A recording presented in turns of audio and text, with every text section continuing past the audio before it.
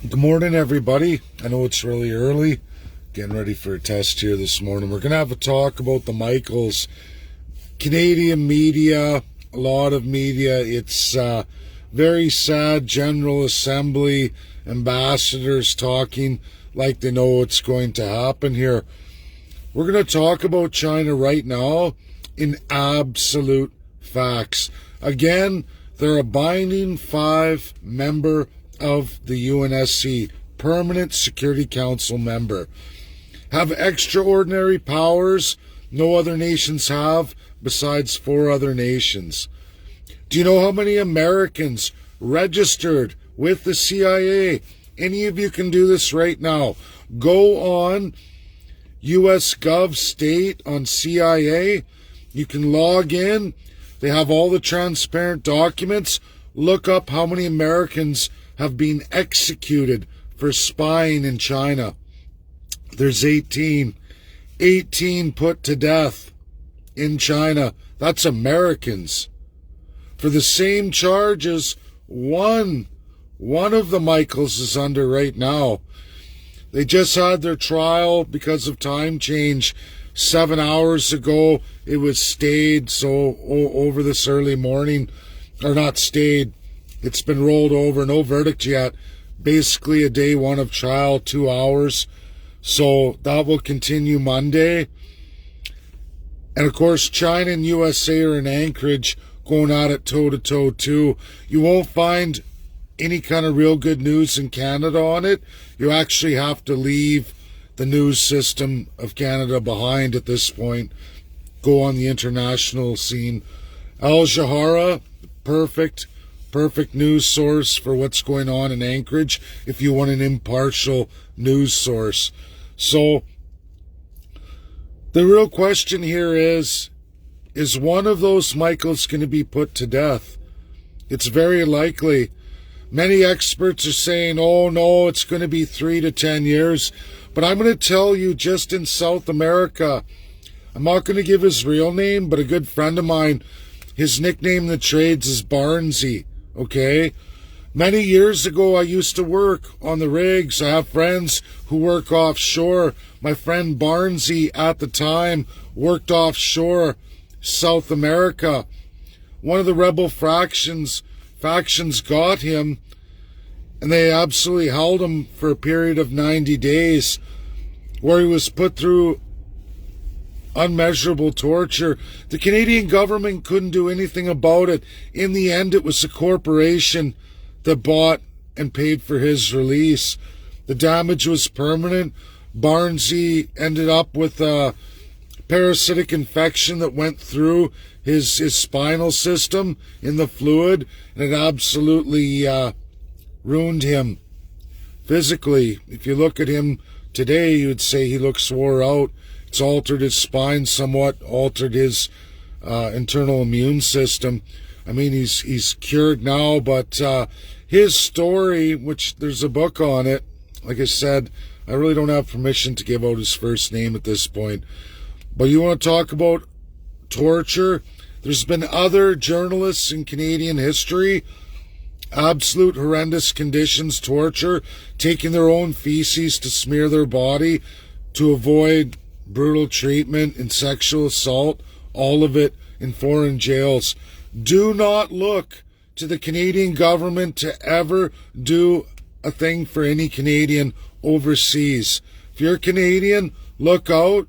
You're going to get put through the ringer, and literally, unless a massive wealthy organization comes forward or a world binding power that will bar to the release, like I said, it's likely if that Meng isn't released from BC, one of them's going to be put to death. Likely. I can't say for sure, but I'll tell you, 18 Americans, it's on the CIA website. Go log in. Yeah, you got to give your name if that's what you want to do. Worked for me. I like to read. I like to research. I did it. And you can go in there and you'll find a whole list of all the Americans caught spying in China and put to death. All of them. They've done it lots of times. USA is not the only country. So if that happened to Americans, what do you suppose is going to happen to Canadians?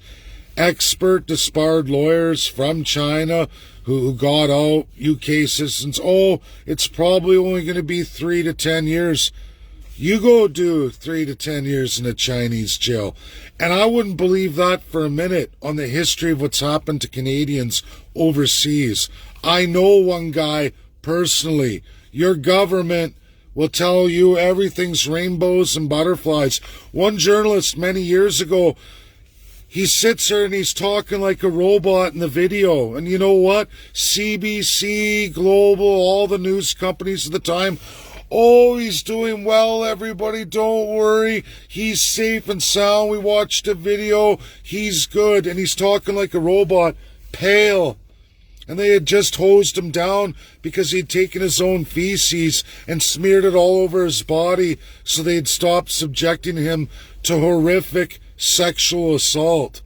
That's reality. There's books on this stuff, guys, by the people who went through it, Canadians who went through it.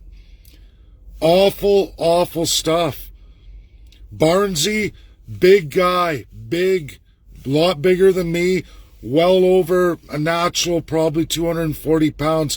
He was a $110, 110 pounds when he finally got released, and not by the Canadian government, but by the American corporation he was employed by. The president finally administered the money. And with this China, that's what it's all about. All they want is Meng released. Politicians are great at acting like they know what's going on and reassuring people. They buy out the Canadian media. They tell all of you the narrative they want to give you. No sovereignty. We give it away to a foreign power that is a binding 5 member of this world, but they can't represent Canada because that's not international law. Nothing they can do. Canada had no business messing around with Hong Kong and doing the freedom of movement during the pandemic. Canada decided to arrest Pastor Coates from my hometown and put him in jail and absolutely punish him on freedom of religion. But freedom of movement's okay. Queue jumping and bringing in tens and tens of thousands of people from Hong Kong who've never even been here before, that was okay. It's okay for Canada to persecute people on religion, but not China and the Uyghur Muslims. Newsflash, everybody. International binding law. Nuremberg trials are all out of Geneva, a binding world law, bound to every nation, no matter who you are, where you are, or what position you hold. It's especially worse for politicians. Ours are right out to lunch. Our politicians exist in Canada with supreme autocracy, supreme crown power. They get away with here, administered on the regions. But out on the world stage in the UN membership, that don't fly.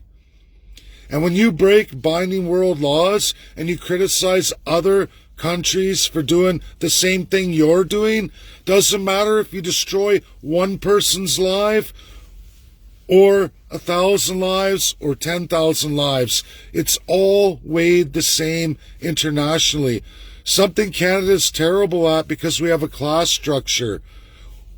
Our politicians are first class. Business people, what you would call the little upper echelon, but not in the political scene. Lawyers, doctors, they fall in the second class. And then there's the absolute rest of us, small business, farmer, tradespeople, working people, all are third class. That's how it works. Administered laws to oppress you, the third class. First class gets away with all of it. Sometimes second class can buy their way out. You know what?